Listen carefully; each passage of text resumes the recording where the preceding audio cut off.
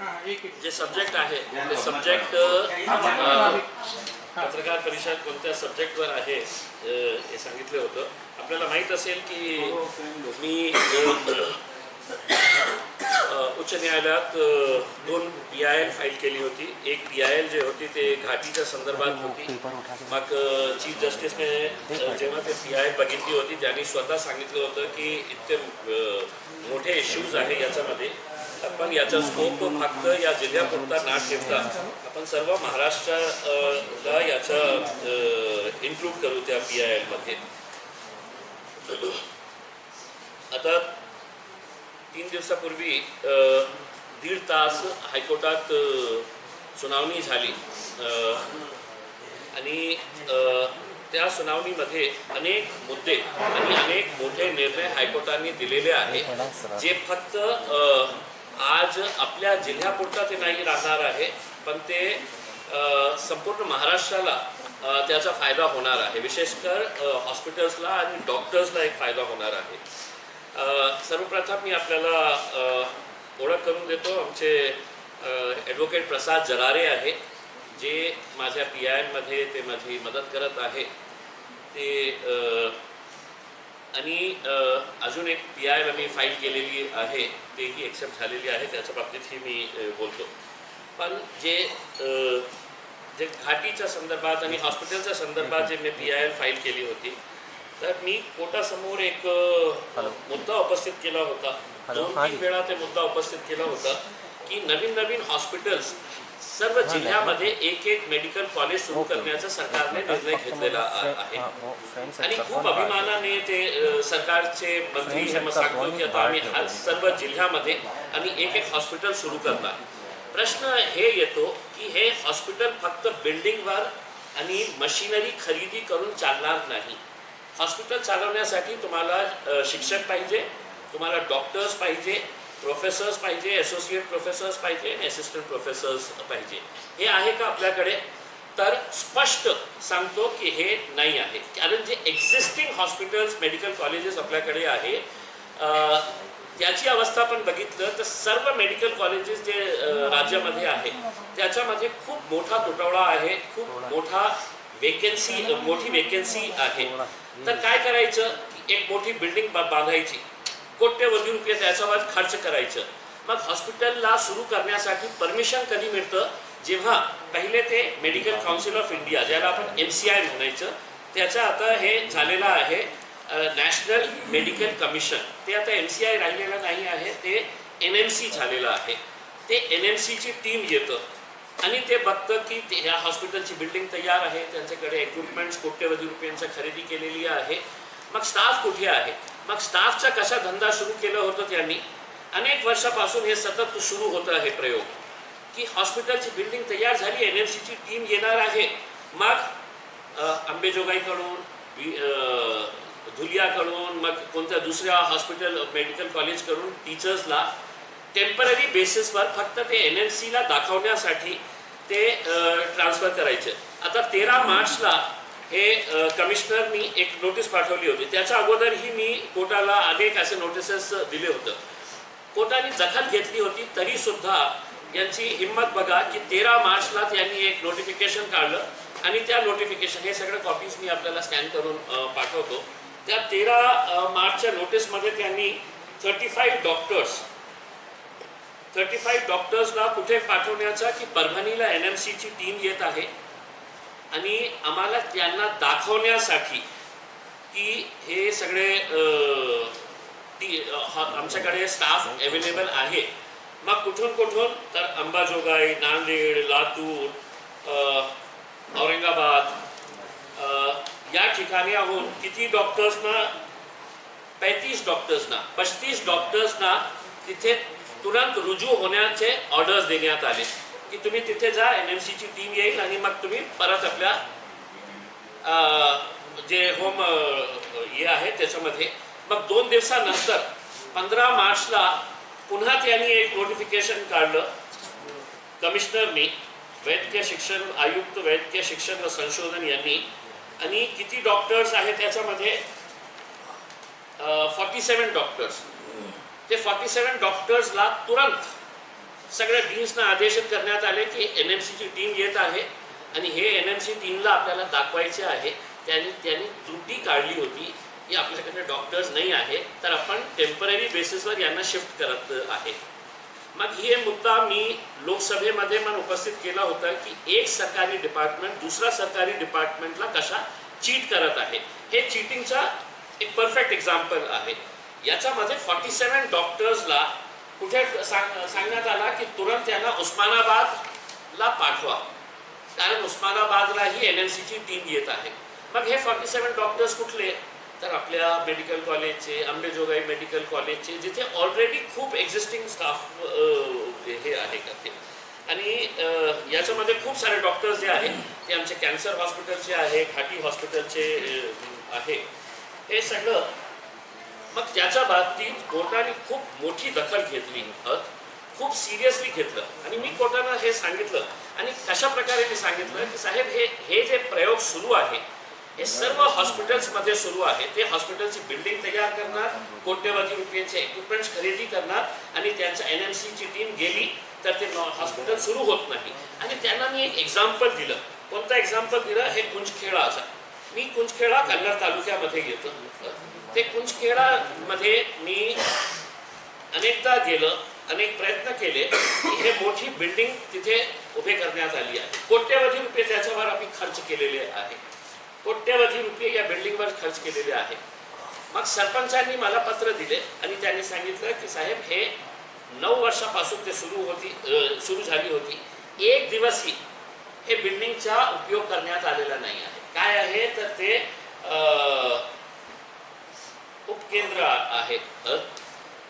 तर मी कोर्टाला हे पिक्चर सहित दिलं की साहेब कोट्यवधी रुपये देण्याचा याचा मागे अर्थ हे आहे की ते कॉन्ट्रॅक्टर जे आहे ते PWD अधिकाऱ्यांना पैसे देते, ते तिकडचे स्थानिक नेते आहे त्यांना पैसे मिळते बिल्डिंग बांधण्यासाठी. जे 5-5, 2-2 जे कमिशन असतं त्यांचं ते ठेकेदार त्यांना देतं. मग याची जबाबदारी कुणावर आहे का नाही आहे की हे हॉस्पिटल सुरू करण्यासाठी. इकडचे पेशंट्स कुठे जात आहे, तर लांब जे हॉस्पिटल आहे तिथे जा, तुम्ही काय करायचं आहे तुम्ही करा. हे फोटो सहित दिलं. मग कोर्टाने त्याचीही खूप मोठी दखल घेतली आणि कोर्टाने 15 ऑगस्टपर्यंत कोणत्याही परिस्थितीमध्ये हे हॉस्पिटल सुरू करा हे असे निर्देश दिले. आणि हे जे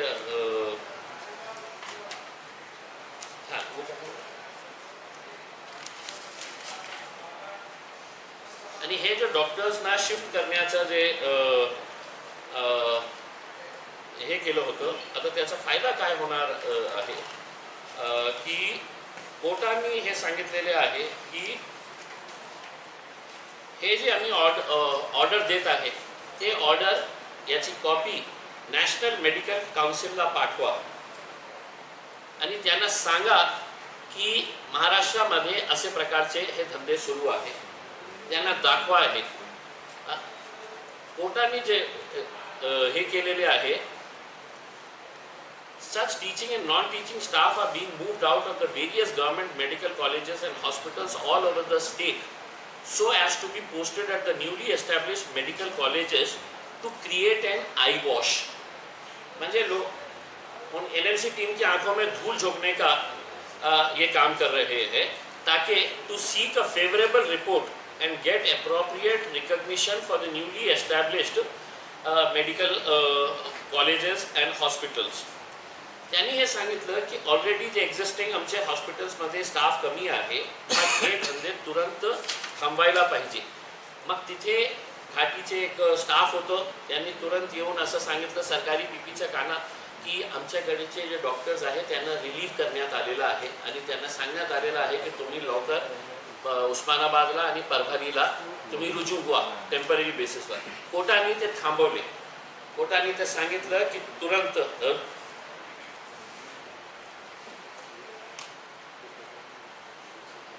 in the event these doctors have been relieved, we direct that such orders be kept in abeyance and the doctors would continue at the present postings at Aurangabad, considering the grim position in the government medical college and hospital at Aurangabad, which is already facing shortage of professors associate professors and assistant professors, we further direct that none of the doctors shall be relieved from their respective stations. Respective stations म्हणजे जे medical colleges चे डॉक्टर्सला सांगण्यात आलं होतं, जसे लातूर आहे, अंबाजोगाई आहे, सोलापूर आहे, हे सगळं डॉक्टर्सना सांगण्यात आलेलं आहे की कुणालाही रिलीफ करायचं नाही, कुणालाही कुठेही पाठवण्याची गरज नाही आहे. तर हे आता पूर्ण महाराष्ट्रामध्ये हे लागू होणार आहे की कोणतीही NMC टीम आली तर कोणत्याही डॉक्टर्सला कुठेही पाठवण्यात येणार नाही. जे अनेक वर्षापासून हे प्रथा सुरू होती, अनेक वर्षापासून, म्हणजे एक गव्हर्नमेंट डिपार्टमेंट दुसऱ्या गव्हर्नमेंट डिपार्टमेंटला सांगतो की आम्ही हे चीटिंग करत आहे, आणि हे जे कमिशनर आहे की कोर्टाने हे दखल घेतली की किती बोल्डली, किती डेअरिंग आहे त्यांच्यामध्ये की ते स्पष्ट आपल्या सब्जेक्टमध्ये लिहितं की परभणी येथे राष्ट्रीय वैद्यक आयोगाच्या झालेल्या निरीक्षणाच्या अनुषंगाने त्रुटीची पूर्तता करण्याकरिता प्राध्यापक, सहयोगी प्राध्यापक, सहाय्यक प्राध्यापक या संवर्गातील रिक्त पदावर खालील तक्त्यामधील नमूद अध्यापकांची निवड तात्पुरत्या स्वरूपात शासकीय वैद्यकीय महाविद्यालय परभणी येथे प्रतिनियुक्तीने पदस्थापना करण्यात येत आहे. म्हणजे इतकी बोलली ते सांगत आहे की NMCची टीम येत आहे आणि त्यांना दाखवण्यासाठी तुम्हाला तिथे पाठवायचं आहे. तर हे महाराष्ट्रामध्ये हे हायकोर्टाच्या निर्णयाप्रमाणे हे सगळं बंद होते. आता दुसरा एक महत्त्वाचा एक मुद्दा मी कोर्टासमोर जे उपस्थित केलेला आहे, आणि दुर्दैव मला हे वाटतं की मी अनेकदा हे सांगितलेलं आहे की आमची एक डेड सोसायटी झालेली आहे, विशेषकर औरंगाबादची आमची जे आहे ना, आम्ही एक डेड सोसायटी आहे. आपल्याला असं वाटत असे तर जिवंत लोक राहतात, पण तशी गोष्ट राहिलेली नाही आहे. कारण दुसऱ्या शहरामध्ये असे प्रकार घडले तर सामान्य लोक रस्त्यावर उतरतात, ते विरोध करतात. आपल्याकडे युनिव्हर्सिटी केली, स्पोर्ट्स युनिव्हर्सिटी, काही करायचं नाही, आपल्याकडून एम्स गेलं तर काहीही करायचं नाही. हे आपण एक डेड सोसायटी झालेलं आहे. मग ही कोर्टाला मी एक मुद्दाही उपस्थित केला की आपण 150 कोटी रुपये खर्च करून सुपर स्पेशालिटी बिल्डिंगची बांधली. 150 कोटी, 120 कोटी रुपये केंद्र सरकारने दिले आणि 30 कोटी रुपये राज्य सरकारने दिले. आणि मग त्यांनी एक MOU साईन केलं राज्य सरकार आणि केंद्र सरकारने की आम्ही हे पैसे देत आहे सुपर स्पेशालिटी हेसाठी हॉस्पिटल्स. किती सुपर स्पेशालिटी हॉस्पिटल्स बांधण्यात आले महाराष्ट्रामध्ये? तर 4 सुपर स्पेशालिटी हॉस्पिटल्स महाराष्ट्रामध्ये बांधण्यात आले. त्याच्यापैकी एक आहे आपल्या औरंगाबादचा, दुसरा आहे आपले अकोला, अमरावती आणि लातूर. हे 4 ठिकाणी बांधण्यात आले 150 कोटी रुपये खर्च करून. आजही ते 100% सुरू झालं का नाही? मग मी जेव्हा PIL फाईल केली आणि त्यांना सांगितलं, आणि मी मीटिंगमध्ये सांगितलं की ते बिल्डिंगाचा उपयोग होत नसेल तर आपण लावणीचा कार्यक्रम तिथे ठेवावा, कारण बिल्डिंग तसेही पडलेली आहे, त्याचा उपयोग होत नाही, तर आपण लावणी करू तिथे, चांगल्या लोकांना, पेशंट्सना मनोरंजन होते. त्याचा परिणाम काय झाला की PIL मुळे की वारंवार तुम्ही जेव्हा PIL मध्ये सांगत होते की साहेब ते आमची बिल्डिंग पडलेली आहे, आज त्या सुपर स्पेशालिटी हॉस्पिटलमध्ये आपल्याकडे एक्सपर्ट जे डॉक्टर्स आहेत ते सगळे डॉक्टर्स तिथे उपलब्ध करण्यात आलेले आहेत. कोणकोणते डॉक्टर्स आहेत? तर कार्डिओलॉजिस्ट आहे, न्यूरोलॉजिस्ट आहे, यूरोलॉजिस्ट आहे, कार्डिओवॅस्क्युलर थोरॅसिक CVTS आहे, निओनॅटॉलॉजी आहे, न्यूरोसर्जरी आहे, नेफ्रॉलॉजी आहे. हे सगळे जे एक्सपर्ट्स डॉक्टर्स आहेत तिथे आलेले आहे.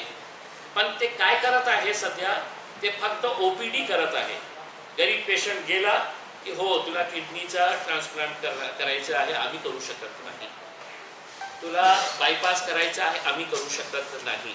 आणि ते का करू शकत नाही?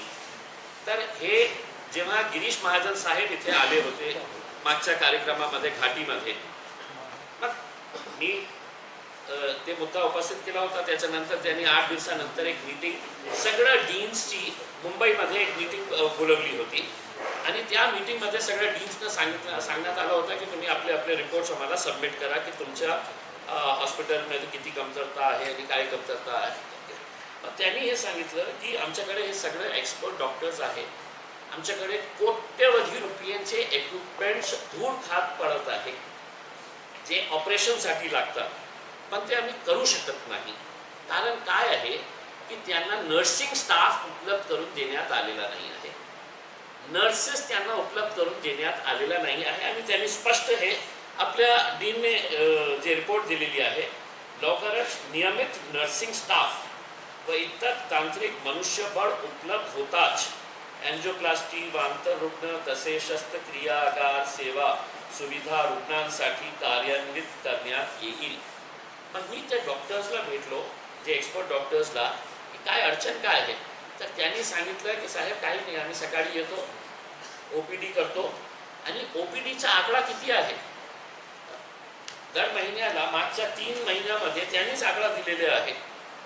या आकड्याप्रमाणे जानेवारी टू मार्च या 3 महिन्यामध्ये किती गोरगरीब पेशंट्स त्या सुपर स्पेशालिटी हॉस्पिटलमध्ये आले तर 6118. 6000 हे गोरगरीब लोक आहेत जे OPD मध्ये आले आणि त्यांना सांगण्यात आलं की तुला किडनीचा प्रॉब्लेम आहे, तुला ब्रेनचा प्रॉब्लेम आहे, तुला किडनीचा प्रॉब्लेम आहे. हे सगळं प्रॉब्लेम्स त्यांना सांगण्यात आले आहे. मग त्यांनी विचारलं की आम्ही काय करायचं. तर तुझ्याकडे पैसे असेल तर प्रायव्हेट हॉस्पिटलमध्ये जा, करा, नाही तर तुझ्या मृत्यूची वाट बघा. याचा अर्थ हे स्पष्ट होतो. तर हे सगळं असल्यावर मग मी कोर्टाला हे सांगून दिलं. तर कोर्टानेही त्याच्या बाबतीत सरकारी वकीलला सांगितलं की हे जे आहे त्याच्या बाबतीत तुम्ही आम्हाला सरकारकडून डिटेल्स घ्या की हे कोणत्या प्रायव्हेट प्लेयर्सला देण्याचा हे घाट सुरू आहे. मी कोर्टाला सांगितलं की माझ्या माहितीप्रमाणे हे सगळं लपवून छपवून हे सगळं सुरू आहे. त्याचे एक्सप्रेशन ऑफ इंटरेस्ट काढण्यात आलेले आहे कुठल्याही.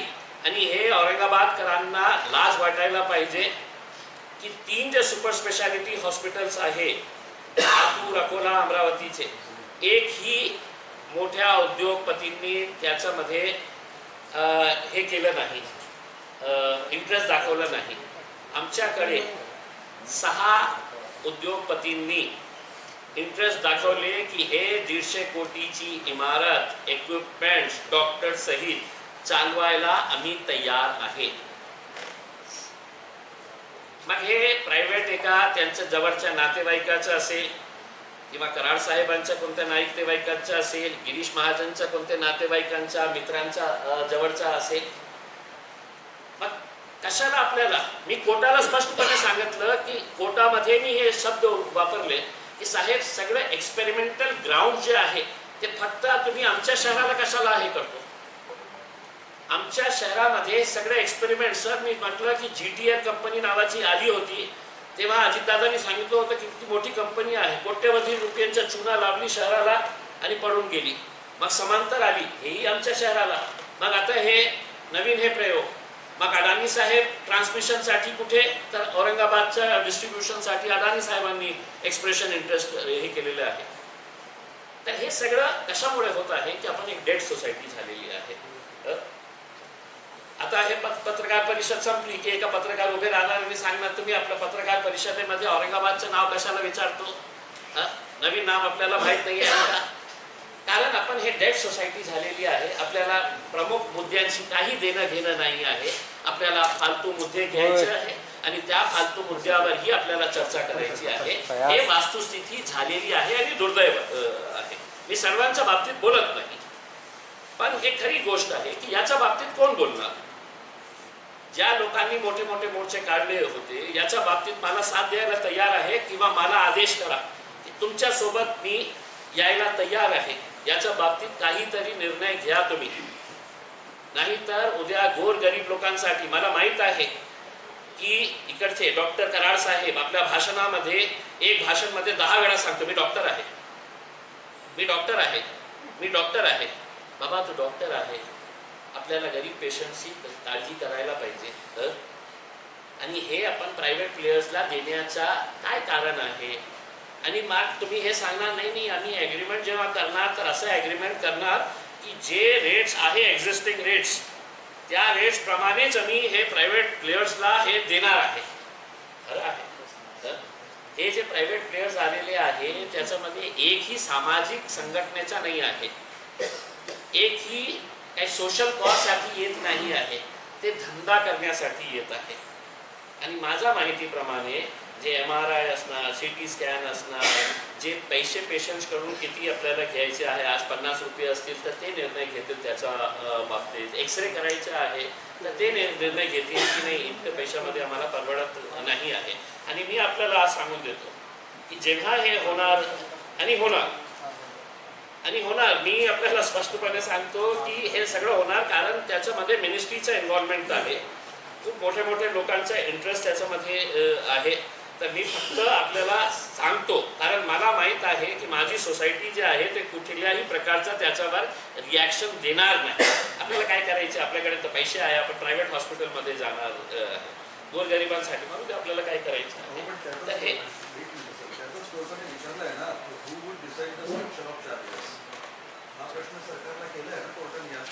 येस, कोर्टाचा स्वतःचं एक ऑब्झर्वेशन असं होतं की बहुतेक ते प्रायव्हेट प्लेयर्सला असं सांगतील की तुम्ही जे रेट्स एक्झिस्टिंग आहे त्या रेट्सने तुम्ही करा.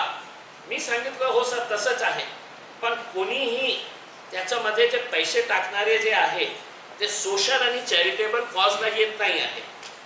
जे लोकांना पैसे टाकायचे आहे, इन्व्हेस्ट करायचे आहे, त्यांना 2 पैसे कमवायचे आहे त्याच्यातून. काही चॅरिटेबल ऑर्गनायझेशन पुढे आलेली नाही आहे की आम्हाला चालवायचे आहे. असे अनेक लोक आहे ना शहरामध्ये जे चॅरिटेबलसाठी हे करतं की त्यांचा इंटरेस्ट असेल की नाही आम्ही ते चालवायला घेऊ करते. आणि मग माझा एक प्रश्न येतो की मग लातूरला काय येत नाही, अमरावतीला काय देवेंद्र फडणवीस साहेब देत नाही, अकोल्याला का देत नाही, हे सगळं माझ्याकडे कशाला येत आहे, हे याच्या बाबतीत हे केलेलं आहे. दुसरा सर्व महत्त्वाचा ज्याचा ड्रग्स जे केंद्रबिंदू होता आमचा PILचा, ते केंद्रबिंदू जे होता ते पोस्ट फिल करण्याचा. तर मी आपल्याला हे सगळं कॉपीज आपल्याला देतो कारण त्याच्यामध्ये सविस्तर आहे किती वेकेन्सीज होती आणि आज किती वेकेन्सीज फिल करण्यात आलेली आहे.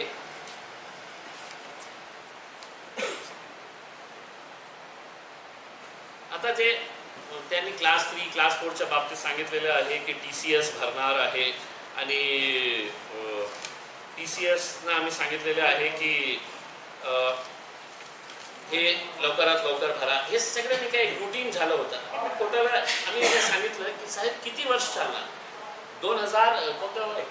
2021ला मार्च 2021ला मी PIL फाईल केली होती आणि दरवेळी ते आपलं एक ॲफिडेव्हिट सादर करायचं की आमची प्रक्रिया झाली. MPSCचं आम्ही परीक्षा घेतलं पण त्याच्यामध्ये काही भ्रष्टाचार निघाला, मग ते सगळं कॅन्सल करण्यात आलेलं आहे.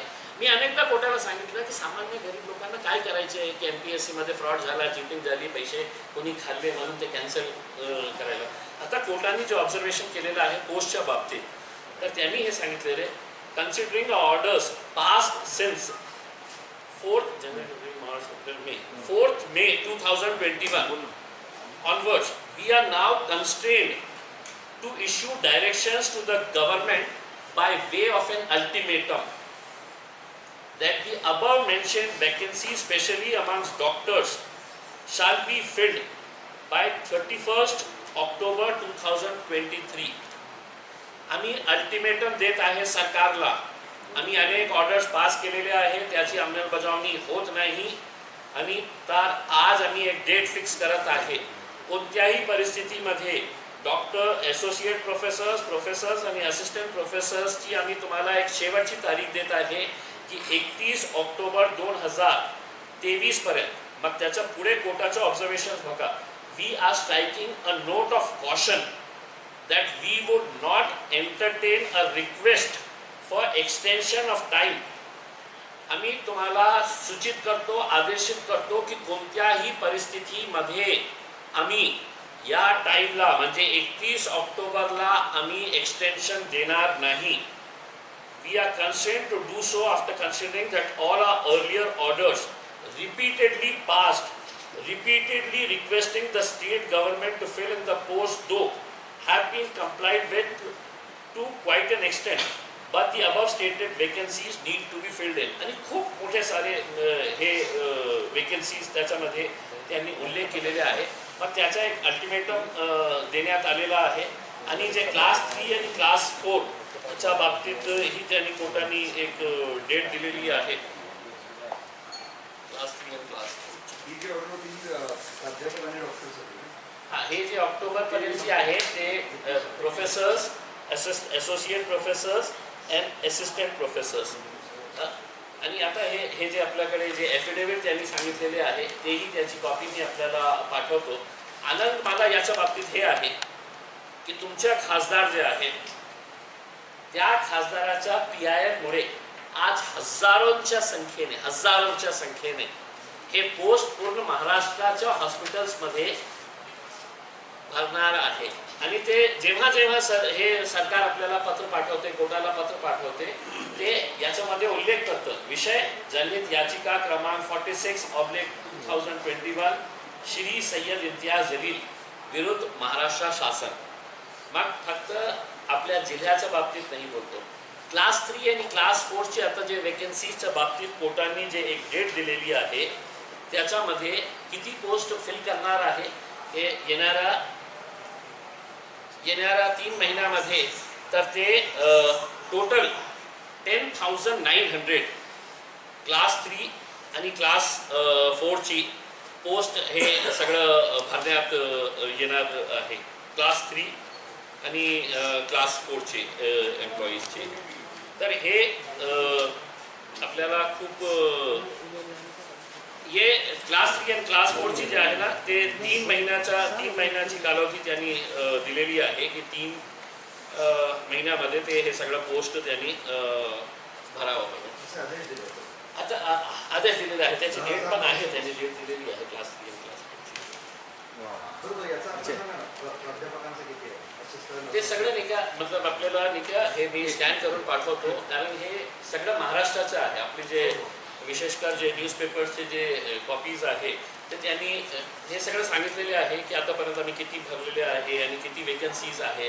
म्हणजे क्लास 3ची जे पोस्ट आहे 6,936 क्लास 3ची पोस्ट आहे, वेकंट पोस्ट आहे. मग त्यांनी ते डिस्ट्रीब्यूट केलेले आहे की त्याच्यामध्ये नर्सिंग किती आहे, नॉन टेक्निकल किती आहे, हे सगळं डिस्ट्रीब्युशन केलेलं आहे. क्लास 4ची पोस्ट किती आहे तर 3,545 पोस्ट आहे. म्हणजे 350 आणि 7,000 याचा अर्थ 10,000 टोटल आपण कॅल्क्युलेट केलं तर 10,900 काहीतरी येत आहे. तर हे 3 ते 4 महिन्यामध्ये हे सगळं पोस्ट फिल करणार.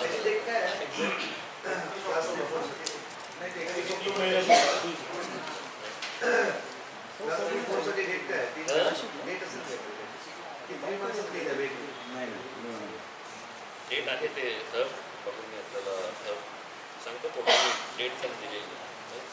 तर हे याच्या बाबतीत होतं. तर हे जे सगळे आहे ना, मी आपल्याला सर्वांना विनंती करतो की महाराज हे सगळं हॉस्पिटल जे आहे ते गरीब लोकांचे आहे. तर हे मेडिकल हां दुसरा एक अजून मुद्दा एक आहे जे मला घ्यायचं नाही होतं. मी आपल्याला स्पष्टपणे सांगतो की आशिष भिवापूरकर नावाचा एक डॉक्टर होता जे घाटी हॉस्पिटलमध्ये 3 वर्ष तिथे त्यांनी काम केलं. पेपरवर, फक्त पेपरवर सह्या करत होतं. एकही दिवस त्यांनी OPD केली नाही, त्यांनी कुठल्या क्लास घेतली नाही, कुठल्या ऑपरेशन त्यांनी केलं नाही. मग माझं PIL जेव्हा आलं होतं तर त्या PILमध्ये मी सांगितलं होतं की कशा एक करप्ट प्रॅक्टिस त्या घाटीमध्ये सुरू आहे. तर ते आशिष भिवापूरकरचं एक्झाम्पल दिलं की एकही दिवस ते डॉक्टर इथे आला नाही आणि कमीत कमी ते 3 वर्ष जे आहे ते दर महिन्याला 2,52,000 रुपयाची पगार, बिनकामाची पगार दर महिन्याला 2,52,000 रुपयाची ते पगार उचलत होता.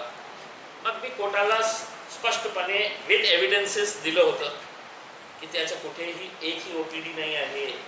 मॅन्डेटरी असतं HODची की ते HODची मीटिंग्स दर 15 दिवसांनी डीन घेतं. एकही मीटिंगमध्ये ते उपस्थित नाही. कुठे त्यांनी लेक्चर घेतला तर एकही लेक्चर नाही. हे सगळं घेतलं होतं मी आणि कोर्टाला मी सांगितलं होतं तुम्ही सगळे अटेंडन्स जे आहे ते मागवा. मग कोर्टाने गंभीर दखल घेतली होती. ते सगळं अटेंडन्सचे रजिस्टर्स कोर्टाने आपल्याकडे मागून घेतली होती.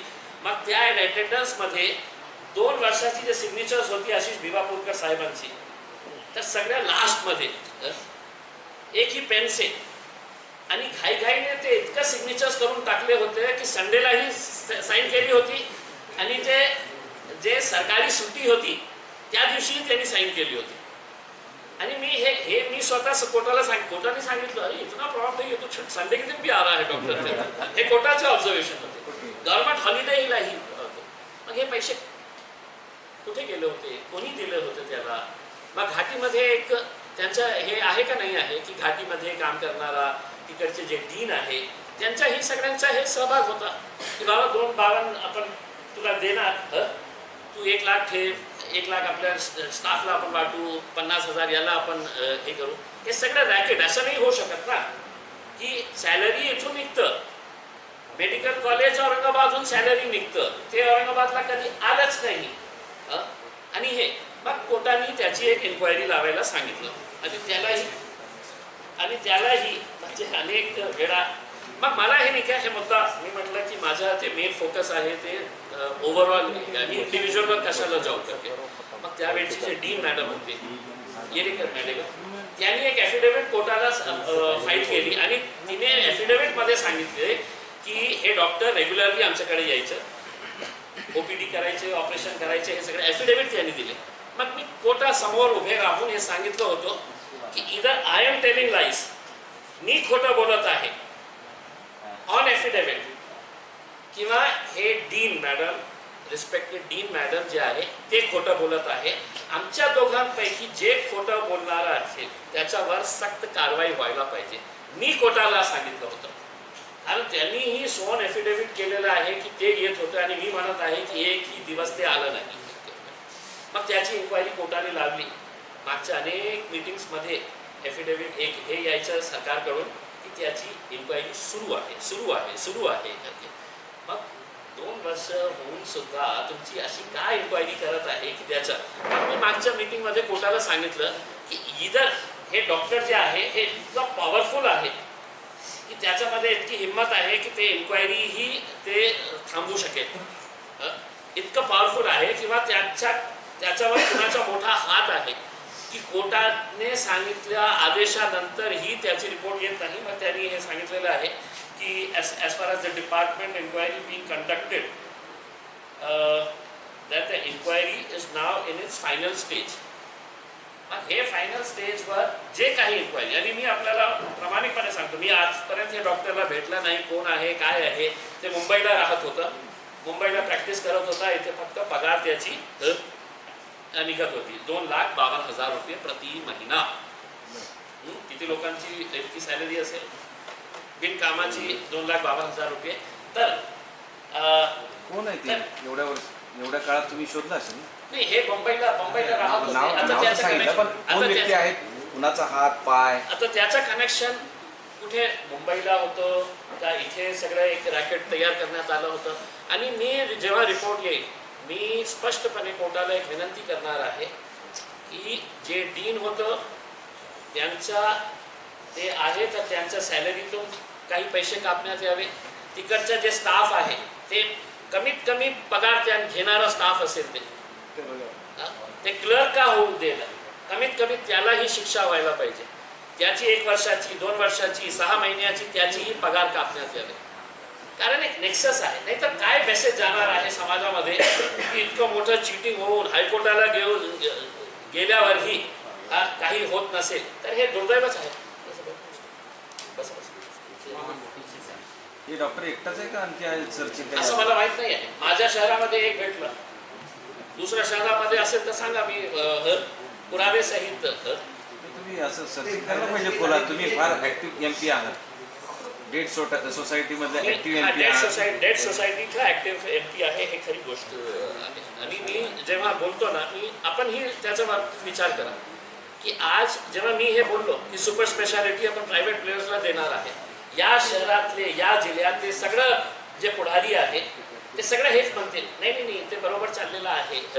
आपल्याला काही हे आपल्याला आज आपण नाही थांबवले तर येणाऱ्या काळामध्ये गोरगरीब लोकांचं काय हाल होणार आपल्याला माहित आहे. आता हे मेडिकलच्या संदर्भात याला प्रायव्हेटायझेशनच्या संदर्भातला एक प्रश्न असा आहे तुम्ही म्हणताय की हे होणारच, असं काही वेळापूर्वी म्हणाले की हे होणारच आहे, मग हे थांबवण्यासाठी तुम्ही MP म्हणून प्रयत्न करणार नाहीत का? आणि दुसरं, तुम्ही परत 4-5 वेळ डेट सोसायटी असं म्हणाले, त्या डेट सोसायटीला जरा ॲक्टिव्ह करण्यासाठी तुम्ही काही प्रयत्न करणार आहात का, जे खरंच गरजू गरीब लोक आहेत त्यांच्यासाठी किंवा त्यांना तरी? काय आहे की मी अनेक असे वारंवार विनंती करून मला हे कळलं की लोकांना पटतं की नाही बरोबर बोलत आहे, आपली स्पोर्ट्स युनिव्हर्सिटी जायला नको होती, पण मी याच्यासोबत यायला तयार नाही आहे. ते तुमचं राजनीतिक काय असू शकतं की नाही, ते MIMचा खासदार आहे, आम्ही त्याच्यासोबत गेलं तर काय परिणाम होतील, हे लोकांचे जे आहे. मी एक सामान्य औरंगाबादकर म्हणून मी हे मुद्दे उचलले होते. आणि आजही मी तुम्ही जसं सांगितलेलं आहे की लोकांमध्ये मी काय करणार, कारण मला माहीत आहे की कोणीही उभे राहणार नाही, कोणीही उभे राहणार नाही म्हणून मी कोर्टात गेलेलो आहे.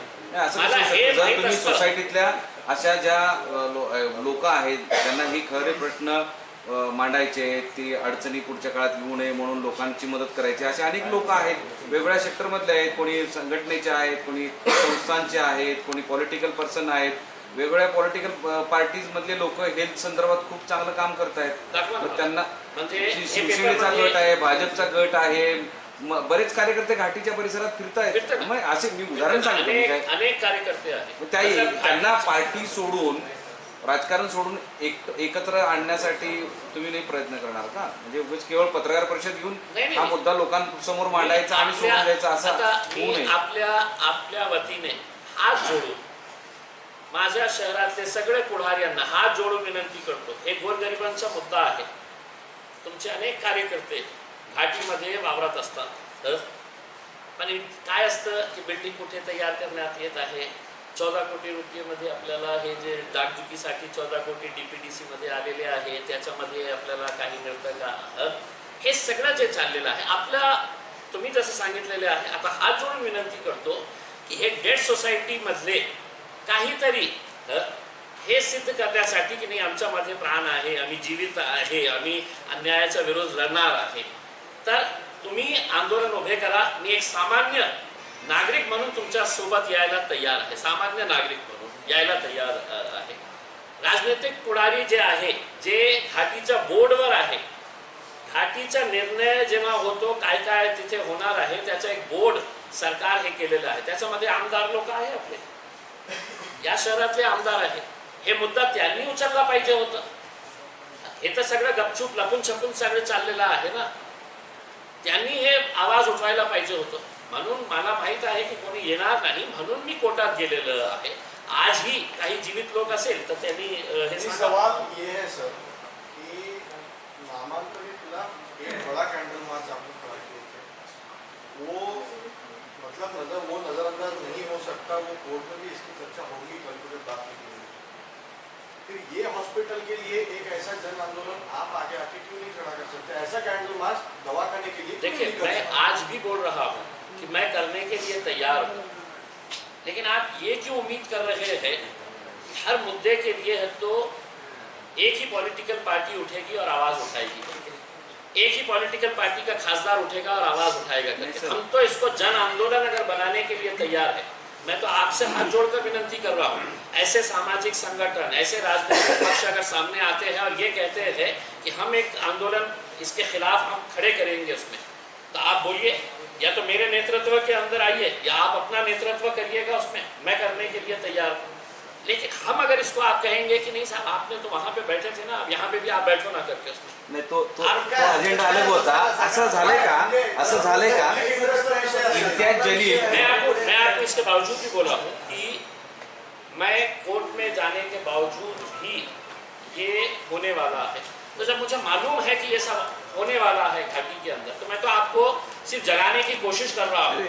अगर आप नहीं जाग रहे हैं, एक प्रश्न असा आहे, इम्तियाज जलील इतकं का खचून गेलेत?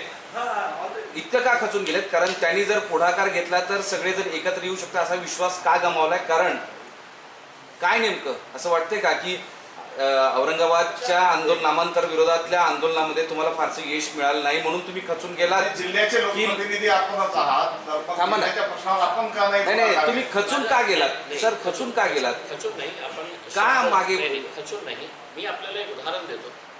जेव्हा इथे आपले स्पोर्ट्स युनिव्हर्सिटी येणार होती, सर्व लोकांनी त्याच्या बाबतीत प्रयत्न केले होते, मीही प्रयत्न केलं होतं. पण जेव्हा गपचूप ते युनिव्हर्सिटी पुण्याला हलवण्यात आली होती, तुम्ही स्पोर्ट्स असोसिएशन, सगळ्या स्पोर्ट्स असोसिएशनच्या अध्यक्षांना विचारा. मी त्यांना पर्सनली फोन केलं होतं, पर्सनली फोन करून रिक्वेस्ट केलं होतं की हे माझ्यासाठी नाही आहे, मी त्या स्पोर्ट्स युनिव्हर्सिटीचा फायदा घेणार नाही आहे, पण तुम्ही स्पोर्ट्स असोसिएशन रन करत आहे, तुम्ही पुढे या. सर्वांनी मला हे सांगितलं होतं की नाही साहेब, ते बरोबर नाही झालं, पुण्याला नको जायला पाहिजे होतं. पण मी त्यांना सांगितलं की तुम्ही आंदोलन का करत नाही, मी तुम्हाला पाठबळ देतो, मी तुमच्या मागे राहतो. आपल्याकडे पालकमंत्री येणार आहे, आपण आंदोलन उभारा. आपल्याला हे दुर्दैव वाटायला पाहिजे. हे स्पोर्ट्समॅन असोसिएशन जितके आहे, कोणतं एक असोसिएशन मला दाखवा, तुम्ही दाखवा साहेब, कोणता स्पोर्ट्स असोसिएशन पुढे आला होता त्याच्या बाबतीत आंदोलन करण्यासाठी. मी आंदोलन केलं आणि पोलीस केसेस आमच्यावर रजिस्टर करण्यात आले की का, की आम्ही डिव्हिजनल कमिशनर ऑफिसच्या समोर आंदोलन केले आणि पालकमंत्र्यांना काळे झेंडे दाखवले, तर ते केस आताही कोर्टामध्ये सुरू आहे. तुम्ही प्रयत्न केला होता का सगळ्या संघटनांना आवाहन करून एकत्र या म्हणून? तुम्ही जे सायकलिंग असोसिएशन असू द्या, ते तुम्ही स्वतः, मी ऑन एअर बोलतो आणि मी असं हे बोलणार नहीं है, मैं दिल की बात बोलता हूँ, मैं मन की बात नहीं करता हूँ. तो दिल की बात जो बोल रहा हूँ मैं, आप स्पोर्ट्स एसोसिएशन से बात करिए, आप स्पोर्ट्स एसोसिएशन से पूछिए कि इम्तियाज जलील ने आपको विनती की थी क्या, हा? और अगर इम्तियाज जलील ने, अगर वो बोले नहीं हमको नहीं की थी, तो स्पोर्ट्स एसोसिएशन की उस कुर्सी के ऊपर बैठे क्यों है कि जब इतनी बड़ी यूनिवर्सिटी आपके पास से जा रही थी करके. हे आता मेडिकलच्या संदर्भात एक PIL होतं. फक्त एक बेसिक जानकारी आपल्याला दुसऱ्या PIL साठी देतो. हे PIL जे मेडिकलचं आहे, हे मी स्वतः कोर्टामध्ये पार्टी इन पर्सन, माझा लॉ झालेला नाही आहे, मी LLB केलेलं नाही आहे, मी स्वतः हायकोर्टासमोर मी एक वकील म्हणून उभे राहतो आणि 2 वर्षापासून मी स्वतः हे केस लढत आहे. हे कुठेही असं हे नाही आहे की एक मेंबर ऑफ पार्लमेंट, एक MP जे लॉ केलेला नाही आहे, ते स्वतः हायकोर्टामध्ये हे बाजू मांडत आहे हॉस्पिटलसाठी. 2 वर्षापासून मी स्वतः एक ॲडव्होकेट म्हणून उभे राहतो आणि मागच्या वेळी 3 दिवसापूर्वी जे झालं होतं, 1.5 तास हायकोर्टांनी, मी धन्यवाद देतो हायकोर्टचे जस्टिस घुगे साहेब असू द्या, जस्टिस गंगापूरवाला साहेब असू द्या, आणि जे चीफ जस्टिस आले होते दीपांकर गुप्ता साहेब, दीपांकर दत्ता साहेब, त्यांच्या समोर ही 3दा माझी हिअरिंग झाली होती आणि त्यांनी सांगितलं होतं की इतकं मोठं इश्यूज आहे, याच्यामध्ये आपण सर्व महाराष्ट्र त्याच्यामध्ये इन्क्लूड करू.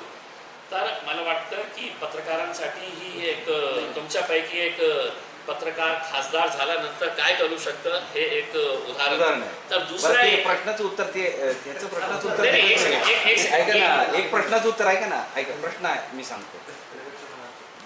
जिल्ह्याचा म्हणजे प्रमुख जो काही पहिला नागरिक असतो तो खासदार MP असं मानलं जातो, तो MPच असा एकदम नर्वस झालेला आहे आणि निराश झालेला आहे. कारण काय आहे, नेमकं कारण काय? म्हणजे तुम्ही आवाज करून लढताय पण गिव्ह केल्यासारखं वाटतं. हा, ते उगाच तलवार घेऊन चला चला घरी जाऊ. तुम्ही असं काय इतकं खचून गेलात ते आम्हाला सांगा जरा. माझी अपेक्षा हे आहे की सर्व लोकांनी पुढे ये. तुम्ही सांगा ना मला की आज आपण पत्रकार आहे, मलाही माहीत आहे की आपल्या नातेवाईकांमध्ये, आपल्या मित्रांमध्ये अनेक असे एक्झाम्पल्स भेटतील की ज्यांच्यामध्ये इतकी हेच नाही आहे की प्रायव्हेट हॉस्पिटलमध्ये जाऊन ते आपले ऑपरेशन करण्याची. कुणावरही हे वेळ येऊ देऊ नका. माझी इच्छा आहे, माझी प्रामाणिक इच्छा आहे, कुणावरही हे वेळ येऊ नये. एक खासदार म्हणून मला कधीही घाटीला जाण्याची वेळ पडणार नाही, कारण खासदारांसाठी देशातले ते सगळे चांगले हॉस्पिटल्स आहेत, देशातले ते सगळे हॉस्पिटल्स आमच्या खासदारांसाठी आहेत. पण ज्या लोकांनी मला खासदार केलेला आहे त्यांच्या बाबतीत कोणीतरी विचार करायला पाहिजे ना. आज आपण जे मला प्रश्न विचारतो ते आता तुम्ही हे सांगा की आज कुणाचीही नोकरीची भरोसा नाही आहे. मी डॉक्टरांना विचारलं, हे एक्सपर्ट डॉक्टर्सला, की आपण स्कीममध्ये प्रायव्हेट हॉस्पिटलमध्ये करता येईल ना? तर त्यांनी मला आकडे सांगितलेले आहे की स्कीम असूनही सुद्धा आपल्याला किडनी ट्रान्सप्लांट करायचं असेल, आपल्याला काही दुसरे ऑपरेशन्स करायला असेल तर किती पैसे लागतात ते डॉक्टरांनी मला सांगितलेलं दिले, की मतलब त्यांचं स्वतःच्या खिशातून 4-4, 5-5 लाख रुपये पेशंट्सला स्कीममध्ये असून सुद्धा 18 लाख 20 लाख रुपये पैसे लागतात किडनीचा आणि काय काय ते त्यांनी सगळं डिटेल्स दिलेले आहे मला. तर ते 4 लाख 5 लाख रुपये एक गरीब माणूस कुठून आणणार आहे? तर माझा प्रयत्न जे आहे ते रस्त्यावर नाही तर कोर्टात, आणि ते रिझल्ट मिळत आहे. मला अभिमान आहे की मी जितकं प्रयत्न केलेले आहे. माझा पहिला जे PIL होतं की मी गोपीनाथ मुंडे साहेबांच्या स्मारकाचा विरोध केला होता. बीड अंबेजोगाई होऊन मला इतकं शिव्या देणारे फोन येत होते, इतकं घाणेरड्या लेवलवर जाऊन लोक शिव्या देत होते मला की तू आमच्या साहेबांचा विरोध करत आहे, त्यांच्या स्मारकाचा विरोध करत आहे. मग मी PIL जेव्हा फाईल केलं आणि कोर्टाला सांगितलं की तिथे स्मारकच्या ऐवजी तिथे हॉस्पिटल बांधा, आज आपल्या सर्वांना अभिमान व्हायला पाहिजे की त्या PIL मुळे आज 400 बेडच्या हॉस्पिटलचं काम त्या जालना रोडवर सुरू आहे. जिथे मला सांगण्यात आलं होतं की अरे तुम्ही MIMचे आहे, तुम्ही भाजपचा विरोध करत आहे इतके मोठे. हो, मलाही माहीत आहे की गोपीनाथ मुंडे साहेब सारखा लोकनेता महाराष्ट्रामध्ये कोणीही नाही आहे. इतका मोठा नेता होता. त्याच्यानंतर जेव्हा हॉस्पिटलचं काम सुरू झालं, मग इम्तियाज अलीने राजनीती ना बघता मुख्यमंत्र्यांना पत्र पाठवलं की त्या हॉस्पिटलचं नाव आता तुम्ही गोपीनाथ मुंडे साहेबांच्या नावाने ठेवा. मी हे नाही सांगितलं की मी PIL फाईल केली होती, यांचं नाव ठेवा, त्यांचं नाव ठेवा, कारण मी नावाच्या भानगडीत पडत नाही. ज्यांना काही दाखवायचं नसतं तर ते नावाच्या मागे पडतात की हे नाव बदलायचं, ते नाव याचं ठेवायचं, ते नाव त्याला ठेवायचं आहे. तर हे एक मेडिकलच्या संदर्भात होता. आपले प्रश्न असतील तर ज्यांना थांबायचे असेल तर त्यांनी थांबवा. दुसरा एक जो PIL आम्ही फाईल केलेला आहे त्याचं फक्त एक बेसिक जानकारी मी देतो. आणि हे जे PIL आहे आमचे मित्र जे ॲडव्होकेट प्रसाद देवीदास जरारे, हे माझ्या वतीने हे PIL ही मी फाईल केलेलं आहे. पण हे मॅटर जे आहे ते आपले प्रसाद जरारे साहेब फाईट करणार आहे. आणि मी हे कोणता मुद्दा उचललेला आहे आपल्याला हे माहीत आहे की आज सगळीकडे कॉन्ट्रॅक्ट बेसिसवर कर्मचाऱ्यांना घेण्यात येत आहे. म्हणजे त्याची जबाबदारी महानगरपालिकेची नाही, घाटीची नाही, MSEBची नाही, कोणाची नाही आहे. एक ठेकेदार आपल्या जवळच्या नेमायचं, त्याचा आपण पार्टनर व्हायचं, मग सरकारी डिपार्टमेंटकडून त्या कर्मचाऱ्याच्या नावाने 20,000 रुपये पगार द्यायचे. ते कॉन्ट्रॅक्टर बिचारा कर्मचारी 30 दिवस काम करतो, मग पगार किती द्यायचा तर 12,000 रुपये. 8,000 कुठे तर काही आपल्याला माहीत नाही आहे. मग कर्मचारी गेला ठेकेदाराकडे की माझी तर पगार 20,000 रुपये हे डिपार्टमेंटकडून येतं, तुम्हाला 12,000 कसा? तर ते उत्तर काय मिळायचं की नाही, आता उद्यापासून तू ये नको, तुला खूप माज आली. मग हे बिचारा कर्मचारी त्या डिपार्टमेंटच्या अधिकाऱ्यांकडे जातो की साहेब माझी पगार 30,000 रुपये आहे, फक्त मला 12,000 रुपये. ते काय म्हणतो की आमचं काही देणं घेणं नाही, तू आमच्या रेकॉर्डवरच नाही आहे, तू ठेकेदाराला जाऊन विचारा. आणि ते बिचारा कर्मचारी अनेक वर्षापासून 8-10 वर्षापासून हे कर्मचारीचा कसा त्रास होत आहे. PF भरलं का तर नाही, ESIC भरलं का तर नाही, आणि कोणीही विचारायला तयार नाही. मग मी हे सगळं डिपार्टमेंट्सला पत्र पाठवलो, मी PF कमिशनरला भेटलो, मी लेबर कमिशनरला भेटलो. मी म्हटलं आपली जबाबदारी काय आहे? हे कर्मचाऱ्यांच्या संरक्षणाची जबाबदारी आहे.